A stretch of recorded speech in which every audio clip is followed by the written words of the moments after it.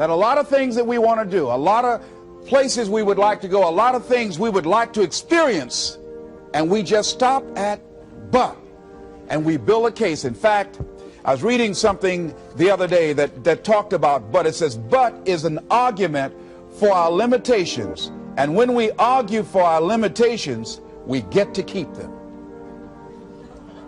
See, but will cause you to procrastinate, but will cause you to hide out behind fear, but will cause you to come up with all type of excuses that you can validate your inaction and not acting on your dream.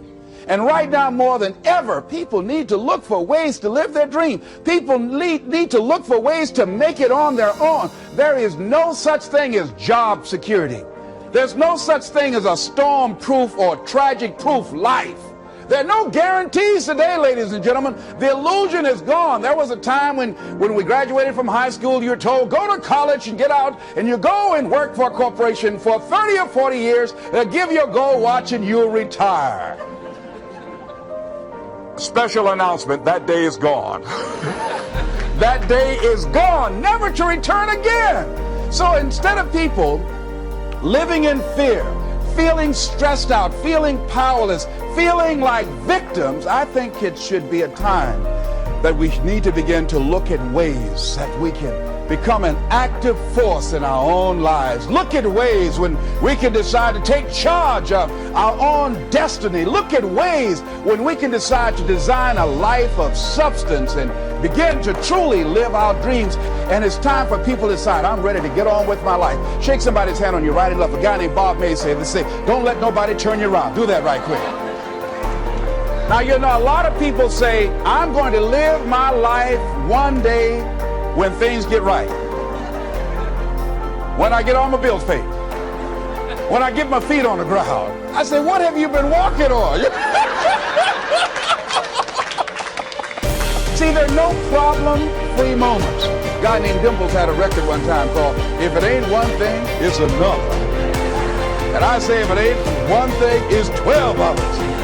Always something there to build a case on why you can't move on, why you can't grow to the next level, why you can't begin to manifest your greatness, why you can't begin to live life on your terms. Always something there to block you, to keep you where you are, and keep you from beginning to develop your true greatness. Always some fear. How do we handle it? I'm saying that if you've been hiding out behind but, if you've been using the fact that you don't have enough money or you don't have the education, take it head on. Go get the education. I was saying to a guy the other day who was saying, I said, how old are you? He said, 47 years old. I said, your sister tell me that you can't read. He said, that's right. I said, why? Well, you know, I didn't go to school. I said, excuse me, how old are you? 47. 47? Yes. And you can't read or write? Yes. Have you ever heard of adult school, adult education? Have you decided that you should learn how to read to begin to expand your world? Why are you using that as a racket? Why don't you decide now that you're going to expand your world? That if other people can learn, you can learn too. Well, it's hard for me. Have you been and sit in a class yet? Have you signed up yet? No, I haven't. See, a lot of people say no, ladies and gentlemen, to things, and they don't even know what they're saying no to. They haven't even challenged themselves. He hasn't even gone to sit into a class and say, teach me how to read. Instead, it's been easier for him to go through life, he thinks, trying to play a whole con game, pretending he knows how to do something that he doesn't know how to do. And you know what? Most of us go through life like that. Most of us go through life pretending that we're satisfied where we are, pretending that everything is okay, pretending that we don't have any special goals or ambitions or desires, when really deep down inside we do really want more. But if you look at our behavior, if you judge based upon what we do, I really will tell you some true stories about people, because you have to judge a tree by the fruit it bears, not the fruit that it talks about. See, a lot of people pretend that they want more out of life. But all you have to do is watch their actions. That will tell you something. So I used to pretend that I wanted to lose weight, but how could you tell I was pretending? Watch me when I have a piece of sweet potato pie. Let me get within walking distance of some peanuts, some potato chips. See, I was pretending that I really wanted to lose weight. No, you just watch what I eat. I'll tell you what I'm seriously committed to. People tell you, oh yeah, one day I want to have a restaurant. See, they're pretending they want to go into business for themselves. They're not serious. How can you tell? Let's watch their actions. Watch what they're doing. The proof is in the pudding.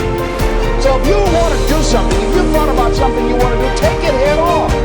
Decide that you're going to start looking at it, start doing research on it, start tackling it, start becoming involved in whatever and wherever it might lead you to begin to explore the possibilities in that particular thing that you're seeking, so that you can begin to learn all you can about it. Decide that you're going to face it, that whatever shortcomings you have, that you're going to strengthen yourself there. Whatever training is required, that you're going to go get that training. That you're going to get started right now. George Washington Carver would say, do what you can, where you are, with what you have, and never be satisfied. S.B. Fuller used to say, and I heard Joe Douglas talk about, always strive to be more than that which you are. Yeah, don't get satisfied with yourself. Always know that wherever you are, you can enjoy more, that you deserve more. But most people, you know what they do? Most people go through life quietly and safely, tiptoeing to an early grave. Find out what it is you want, and go after it as if your life depends on it. Why?